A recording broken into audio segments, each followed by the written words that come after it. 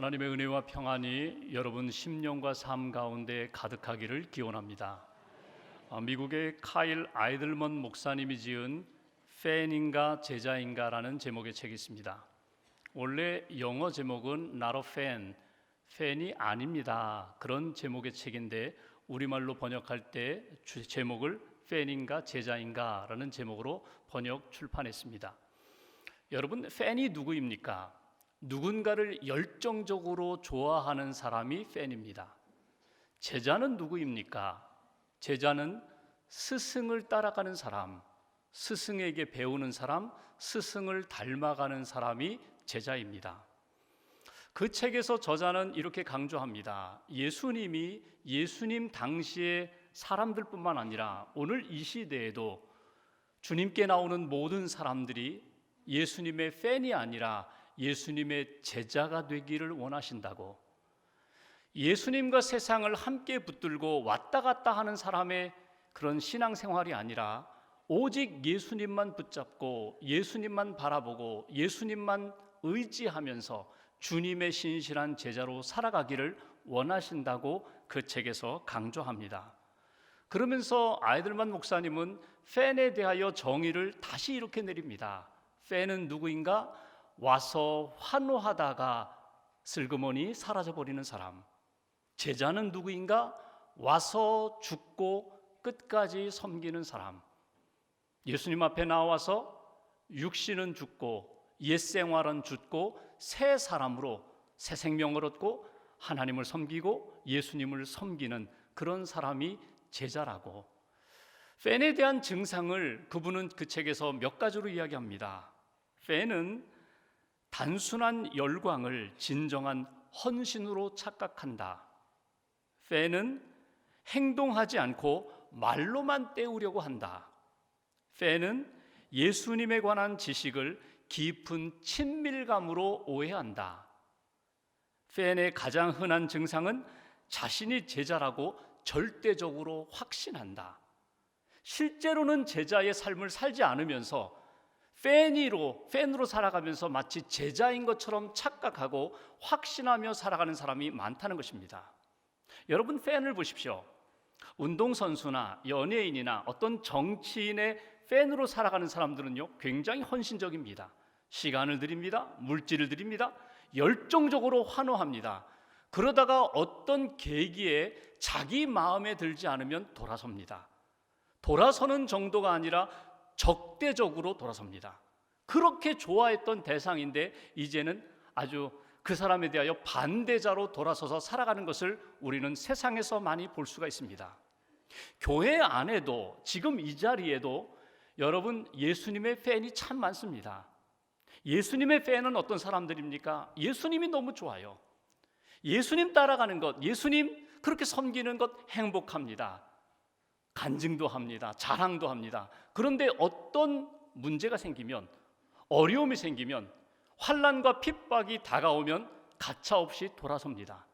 그래서 팬의 특징은 자기가 따르고 의지하던 그 대상이 마음에 들지 않으면, 자기 기준에 맞지 않으면 가차없이 돌아서는 사람들이 팬입니다. 그런데 제자는 그렇지 않다는 것입니다.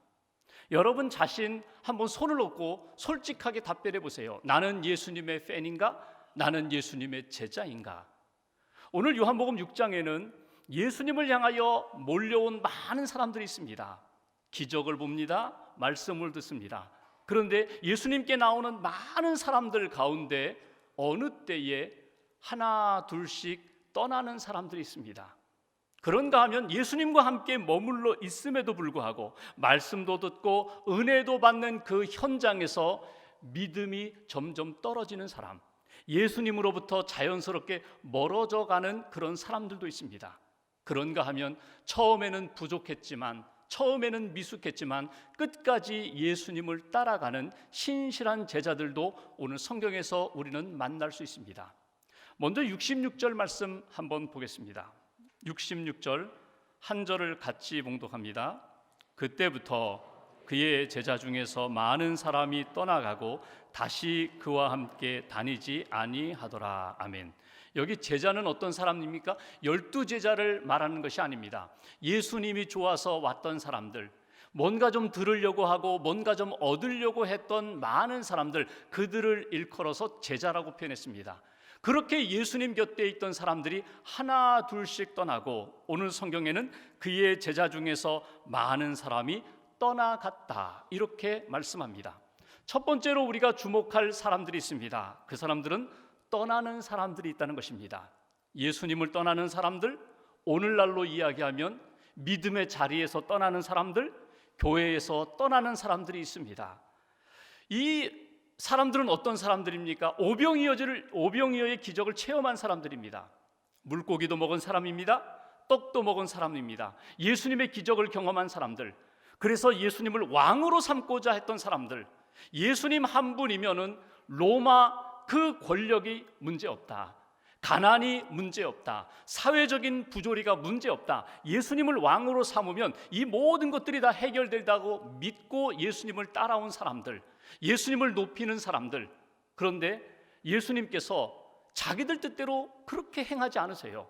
왕이 되어달라고 하는데, 왕이 되어서 우리 나라를 회복시켜달라고 하는데 예수님이 자기들 뜻대로 그렇게 움직이지를 않습니다. 그리고 예수님이 이런 말씀을 하십니다. 우리가 이미 읽었던 요한복음 6장 26절에 보면 너희가 나를 찾는 것은 표적을 본 까닭이 아니요 떡을 먹고 배부른 까닭이로다. 나에게 찾아오는 것은 한 번 오병이어의 기적을 통하여 하나님의 살아계심과 하나님의 능력과 하나님의 아들 예수 그리스도의 생명의 능력을 바라보고 집중하는 것이 아니라 계속해서 떡만 바라고 나에게 찾아오고 있다. 또 35절에 보면 나는 생명의 떡이니 내게 오는 자는 결코 줄이지 아니할 터요 나를 믿는 자는 영원히 목마르지 아니하리라.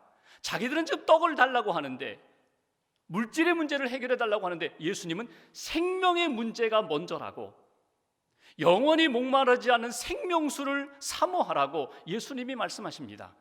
그리고 조금 더 나아가 54절에 보면 예수님이 이렇게 말씀하십니다. 내 살을 먹고 내 피를 마시는 자는 죽지 아니하리라. 이미 너희 안에 영생이 있느니라. 다시금 살아나리라. 도무지 이해하지 못하는 이야기들만 예수님이 계속해서 말씀을 하십니다. 그들은 생각합니다. 야, 여기 예수님 곁에 더 머무르는 것이 예수님을 따라가는 것이, 예수님과 함께하는 것이 자기들 생각에는 이제는 의미 없다, 이제는 얻을 것이 없구나. 그래서 그들은 하나씩 둘씩 예수님을 떠나갔다는 것입니다. 성경에 보면은 그들이 왜 예수님을 떠났을까? 한번 60절 말씀 보실까요? 60절 한 절을 같이 봉독하겠습니다. 제자 중 여럿이 듣고 말하되 이 말씀은 어렵도다 누가 들을 수 있느냐 한데, 이 말씀은 어렵도다. 예수님이 영적인 말씀을 하세요. 먹는 떡에 관심을 갖지 말고 영생, 하늘로부터 주시는 영생의 떡, 생명의 떡, 나를 믿으라고, 영원한 하나님의 나라를 사모하라고 예수님이 말씀하시는 그 말씀이 어렵다는 거예요. 여기 어렵다는 것은 이해하기 어렵다는 그런 뜻이 아니라 받아들이기 어렵다, 믿기 어렵다, 수용하기 어렵다는 것입니다. 그래서 헬라어 원어를 보면 이 어렵다는 단어가 내용 자체에 문제가 있다는 것이 아니라, 예수님 말씀에 문제가 있는 것이 아니라 그 말씀을 듣고 받아들여야 할 그 무리들, 팬들의 마음 상태가 문제가 있다는 거예요. 마음이 황폐해졌다, 마음이 거칠어졌다, 마음이 딱딱하게 굳어져서 말씀을 들어도 들어오지 않는다는 거예요. 수용하지 못한다는 것입니다.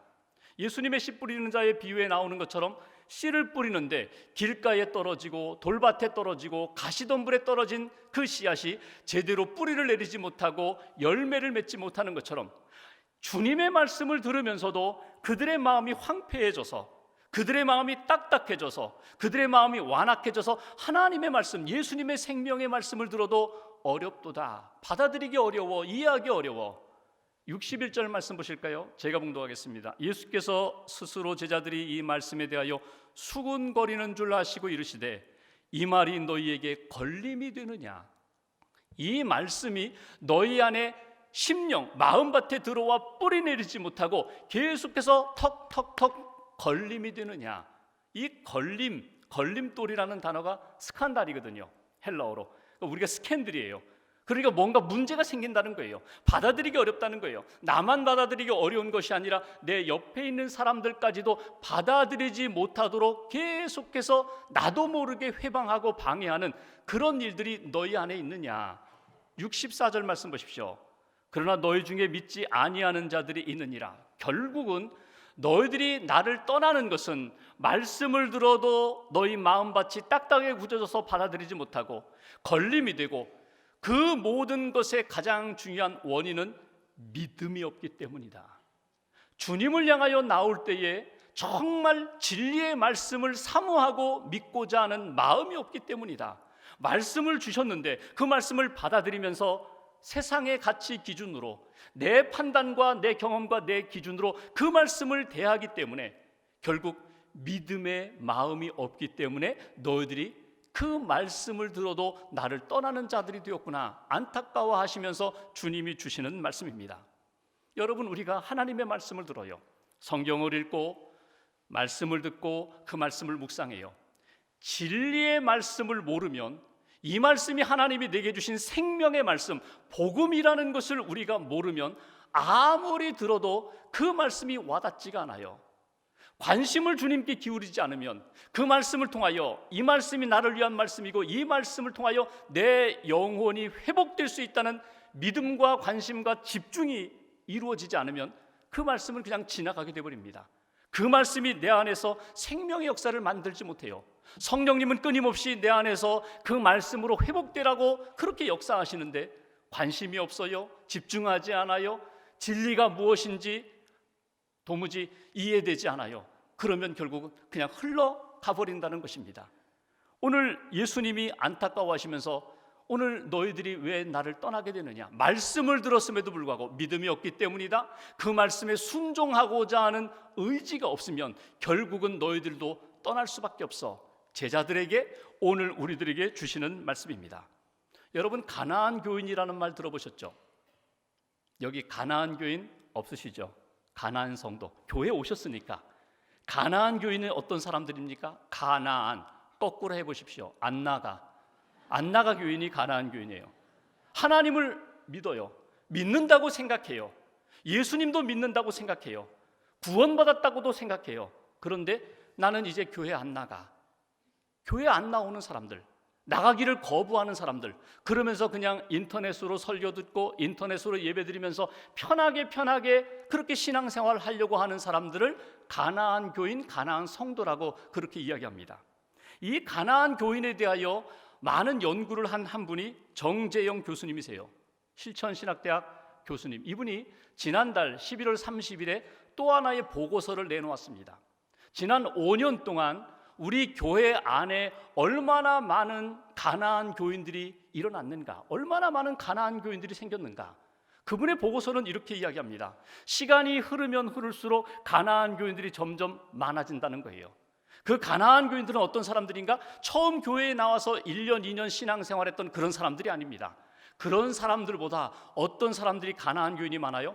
오래 신앙생활한 사람들, 모태신앙으로 신앙생활한 사람들, 오래 신앙생활하여 양육도 받았고 헌신도 했던, 봉사도 했던 그런 사람들 가운데 교회에 안 나가겠다고 하는 가나안 교인들이 점점 늘어난다는 것입니다. 왜 그들이 교회에 나오지 않으려고 할까? 왜 그들이 신앙생활, 공동체 안에서 신앙생활을 하는 것을 자꾸 거부할까? 꼭 교회에 가야겠다는 마음이 생기지 않는다는 것입니다. 또 하나, 자유롭게 편하게 신앙생활하고 싶다는 거예요. 교회 가면 샘터 나와라, 기도에 나와라, 봉사해라, 섬겨라, 이거 다 귀찮다는 거예요. 혼자 그냥 이렇게 묵상하고 말씀 듣고 그냥 그렇게 살면 얼마나 편해. 세속주의, 개인주의가 이미 그들 안에 뿌리 잡혀서, 뿌리 내려서 그렇게 구속받으면서 신앙생활하고 싶지 않다는 거예요. 목회자에게 실망했습니다. 믿었던 교인, 성도들에게 실망했습니다. 내가 생각하는 교회가 아닙니다. 성경적인 교회 공동체가 아니라 자기 기준과 자기 경험, 자기 판단에 교회는 이뤄야 되는데, 이런 모습을 갖춰야 되는데 그 기준에 맞지 않아서 나는 교회에 안 나가겠습니다. 이것이 가나안 교인들의 모습입니다. 그런데 그 데이터에 보면 마지막에 우리가 주목할 모습이 하나 있어요. 그건 뭐냐면 가나안 교인들을 향해서 물어봤습니다. 당신들 그러면 이제 영원히 교회 안 나가겠습니까? 교회에 다시금 나가서 신앙생활할 의향이 있습니까? 이 물음에 대하여 10명 중에 6명이 나가겠다는 거예요. 언젠가 나는 교회에 다시금 나갈 것이다. 무엇을 이야기하는 걸까요? 지금은 신앙이 떨어지고 멀어졌지만 교회 공동체에서 떠났지만 돌아오고 싶다는 거예요. 그런 의미로 본다면 그 가나안 교인들에 대하여 우리가 기도하고 권면하고 품을 수 있는 그런 신앙의 자세가 우리에게 필요하다는 것입니다. 오늘 성경을 통해서 예수님을 떠난 많은 사람들을 바라보면서 정신 차려야 돼요. 나도 그 자리에 설 수 있다는 생각을 하셔야 합니다. 나 자신이 무엇을 구하며 신앙생활하고 있는가? 오늘 무엇을 구하며 이 자리에서 예배를 드리고 있는가? 예수님을 떠났던 사람들처럼 세상의 욕망, 세상의 것들을 취하면서 그렇게 신앙생활할 때 나도 모르게 결국은 주님을 떠날 수 있는, 공동체를 떠날 수 있는 그런 자리에 이를 수 있다는 사실을 우리는 놓치지 말아야 합니다. 두 번째로 67절 말씀 보실까요? 67절 한 절을 같이 봉독하겠습니다. 예수께서 12 제자에게 이르시되 너희도 가려느냐. 아멘. 오늘 예수님의 질문입니다. 너희도 가려느냐. 여러분, 이 질문이 어떤 상황입니까? 많은 예수님의 팬들이 다 떠났어요. 무리들이 떠났어요. 그리고 12 제자만 남았습니다. 12 제자만 남아있으니까 12 제자들의 마음이 어떨까요? 무리들이 예수님을 향하여 막 몰려올 때는요, 어깨에 힘도 들어가고 뿌듯하고 막 신이 났어요. 그런데 어느 순간에 다 떠나가고 자기들끼리만, 예수님과 12 제자만 남으니까요, 풀이 죽었어요. 실망해요. 마음이 흔들려요. 우리도 떠나야 되는 것 아닌가? 우리도 저들처럼 그냥 떠나면 어떨까? 이렇게 마음이 흔들리는 상황 가운데 예수님이 제자들에게 던지신 질문이 너희도 가려느냐? 이것이 예수님의 질문입니다. 두 번째 주시는 메시지가 있어요. 주님 곁에 있던 사람들 가운데, 은혜의 자리에 있던 사람들 가운데 떨어지는 사람들도 있었다는 거예요. 떨어지는 사람들이 무엇입니까? 믿음이 떨어집니다. 주님을 향한 사랑과 열정이 떨어집니다. 자기도 모르게 첫사랑을 잃어버리고 그렇게 신앙이 식어져 가는 사람들이 있었다는 거예요. 오늘 예수님이 너희도 가려느냐 이 질문에 대하여 여러분 묵상해 보셔야 돼요. 예수님이 이 말씀을 하실 때, 이 질문을 던지실 때 예수님의 마음은 어떤 마음일까? 안타까워하시는 마음, 어찌 보면 참 슬픈 마음. 다 떠나가는데 너희들도 갈 거야? 너희들도 떠나갈 거야? 너희들 떠나면 나 혼자 남는데 그러면 안 되지. 너무 내가 힘들지. 그런 마음일까요? 조금 더 깊이 묵상해 보시면요, 너희도 가려느냐 이 질문 속에는요, 예수님의 강한 명령이 담겨 있어요. 어떤 명령입니까? 너희들은 가면 안 돼. 가지 마. 세상을 향하여 나아가지 마. 어둠을 향하여 나아가지 마. 빛 가운데 머물러야 돼. 은혜 가운데 머물러야 돼. 나와 함께 해야 돼. 너희들이 가면 그 결과가 어떻게 될 것이 뻔한데 너희도 마음이 흔들리느냐? 너희들이 마음이 떨어지느냐? 낙심하느냐? 다시금 추스려야지. 믿음을 추스려야지. 주님을 향한 뜨거운 사랑을 회복해야 돼. 이것이 오늘 너희도 가려느냐? 떨어지는, 마음이 떨어지고 믿음이 떨어지고 사랑이 떨어지는 그들을 향하여 주신 예수님의 말씀입니다. 가룟 유다를 보십시오. 똑똑한 제자입니다. 예수님 곁에서 신임을 받아 재정을 담당했던 제자입니다. 그런데 자기 기준에 맞지 않으니까 예수님과 점점 멀어져 가고 나중에는 예수님을 팔잖아요. 은 30냥에 예수님을 팔고 마지막에는 감당하지 못하니까 스스로 목숨을 끊고. 여러분, 이런 비극이 어디 있어요? 예수님과 함께 예수님의 은혜 가운데 생명의 공동체로 생명의 길을 걸어가야 할 제자가 떨어져 나가기 시작하니까 감당이 안 돼요. 여러분, 우리의 인생을 보면 전반전보다 후반전이 중요한 것 여러분 아시죠? 지금까지 내가 어떻게 살아왔는지 그것도 중요하지만 주님 앞에 서는 날까지 남은 시간을 내가 어떻게 살아갈 것인가, 내 인생을 어떻게 정리할 것인가, 여러분 그건 너무나 중요한 것입니다. 우리의 신앙의 여정 가운데 전반전이 있고 후반전이 있어요. 전반전, 어찌 보면은 내가 막 얻으려고 하고 취하려고 하는 것, 그것도 중요하지만 더 중요한 것은 내가 하나님 앞에서 어떻게 쓰임받는 인생이 될 것인가, 어떻게 헌신할 것인가, 어떻게 드리고 나누고 섬길 것인가. 여러분, 가룟 유다의 모습을 보면서 우리의 후반전을 여러분 생각하셔야 돼요. 떨어지는 인생이 아니라 내 마음과 믿음이 떨어질 때 추스려서 다시 한번 성장하고 성숙하고 하나님이 기뻐하시는 길로 더 가까이 나아가는 그런 믿음의 사람이 되는 것. 최후의 만찬이라는 그림을 어느 화가가 그리려고 했다고 합니다. 성화죠. 예수님과 12명의 제자를 그리는데 모델을 찾았어요. 예수님을 그리는데 예수님의 얼굴 어떤 모습으로 그릴까? 인자하고 사랑이 넘치고 빛이 나는, 얼굴에 광채가 나는 그런 모델을 찾았어요. 그 모델을 찾아서 예수님의 얼굴을 그려넣었습니다. 그리고 이제 베드로, 안드레, 야고보, 요한 제자들 모델을 다 찾아가지고 그 모델의 얼굴로 그 최후의 만찬 그림을 채워가기 시작합니다. 몇 년이 걸렸어요. 그리고 마지막 가룟 유다의 얼굴을 그리는데 이거 찾기가 어려워요. 벌써 탐욕스럽고 눈빛만 봐도 벌써 배신의 눈빛이 나는 그런 사람을 모델로 삼아야 되는데 어렵게 구하다가 한 사람을 찾았어요. 모델이 되어달라고. 그 사람을 앞에 세워놓고 가룟 유다의 얼굴을 그려 넣어서 최후의 만찬 그림을 완성했다고 합니다.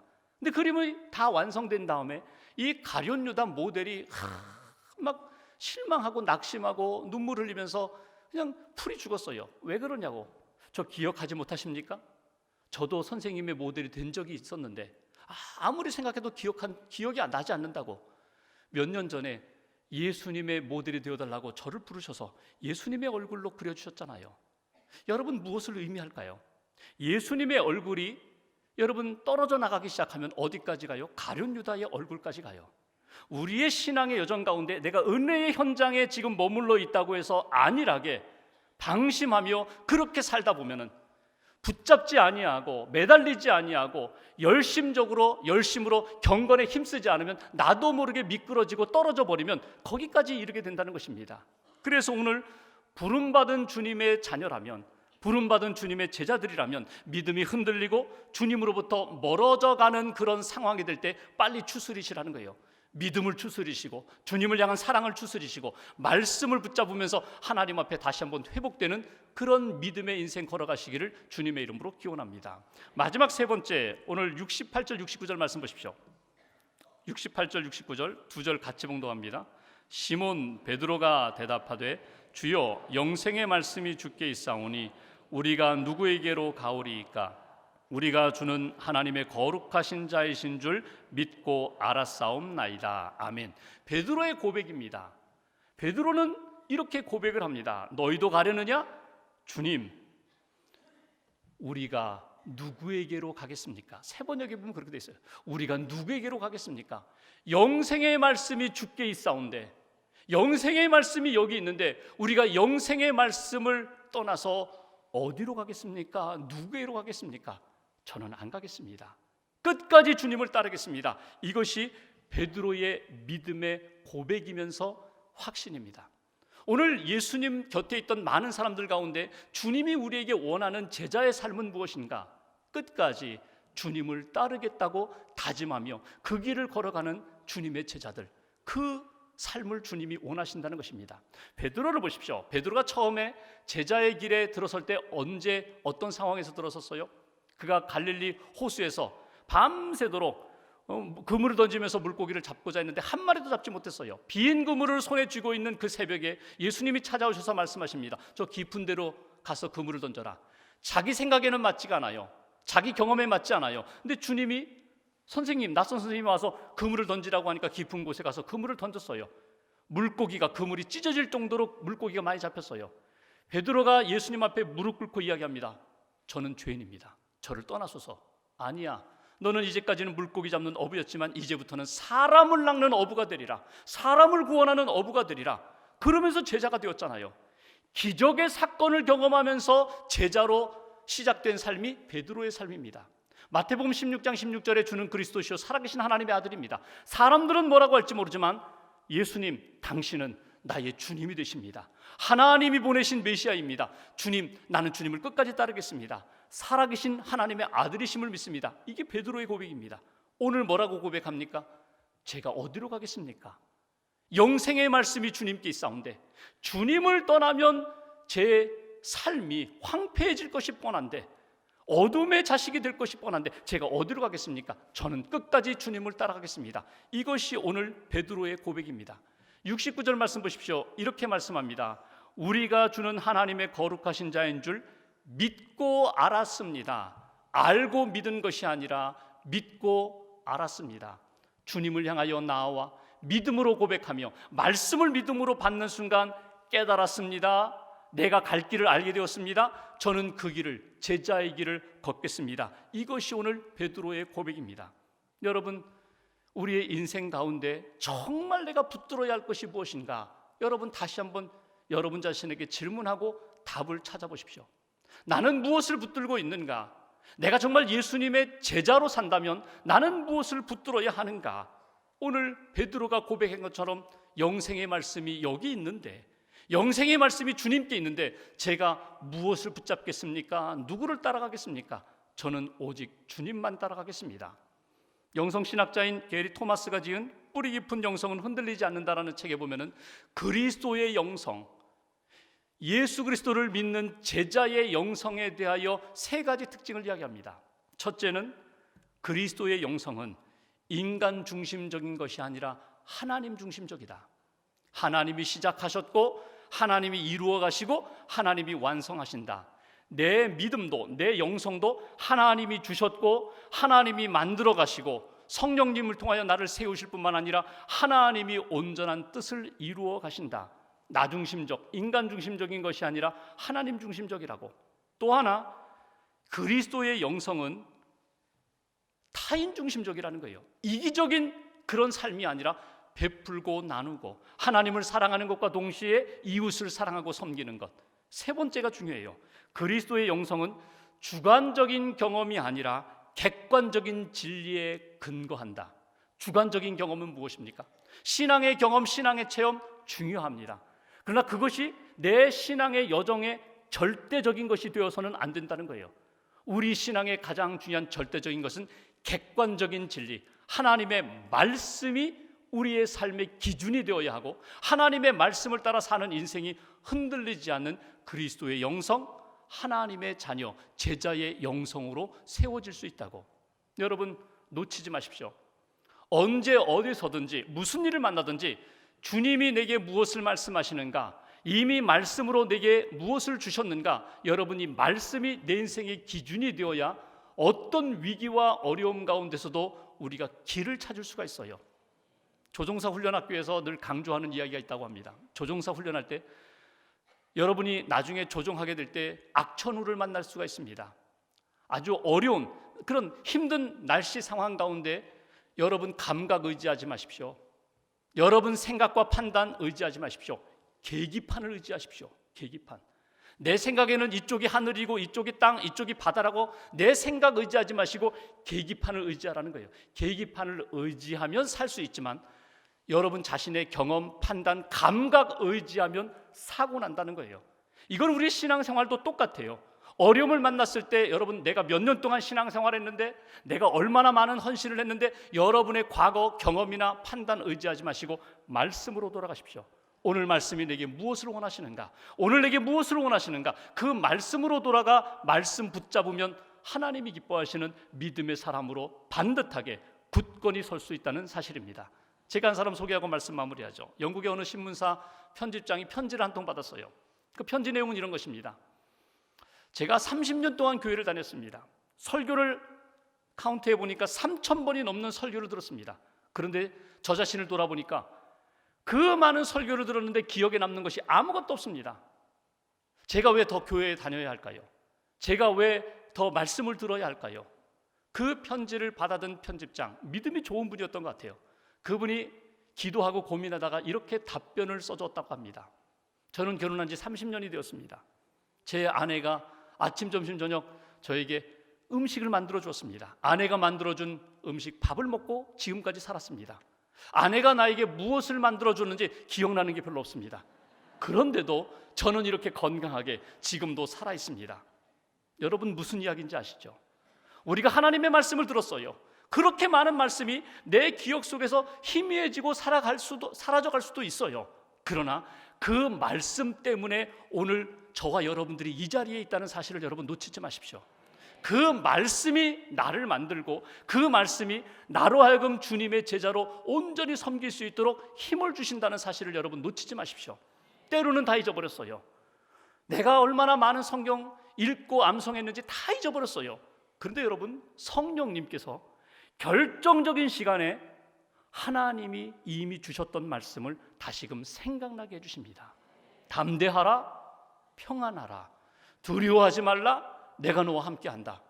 하나님이 이미 내게 주신 말씀이 정말 내가 가장 힘들었던 그 순간, 힘들어하는 시간에 주님이 나로 하여금 생각나게 해주신다는 거예요. 주님 앞에 서기 전 이 땅에서의 임종의 시간, 마지막 시간, 기억이 희미해져가는 그때에, 제대로 말도 할 수 없는 그때에 여러분 성령님께 맡기세요. 말씀으로 다시 한번 우리를 붙들어 주실 것입니다. 이미 내가 믿었던 말씀, 이미 내가 붙들었던 말씀을 다시 한번 확인시켜 주시면서 우리로 하여금 확신을 가지고 하나님의 품에 안길 수 있도록 역사하신다는 것입니다. 다시 한번 오늘 말씀을 마무리하며 여러분에게 질문합니다. 너희도 가려느냐? 너희도 가려느냐? 베드로의 고백처럼 주여 영생의 말씀이 주께 있사오니 우리가 누구에게로 가겠습니까? 다시 한번 주님을 붙잡겠습니다. 주님을 붙잡겠습니다. 주님의 말씀을 붙잡겠습니다. 그리고 주님 떠나는 인생이 아니라, 주님 앞에서 믿음이 떨어지는 인생이 아니라 끝까지 주님을 따르는 주님의 제자로 살겠습니다. 다시 한번 다짐하고 그 믿음의 길을 걸어가는 저와 여러분 되시기를 주님의 이름으로 축원합니다. 기도하겠습니다.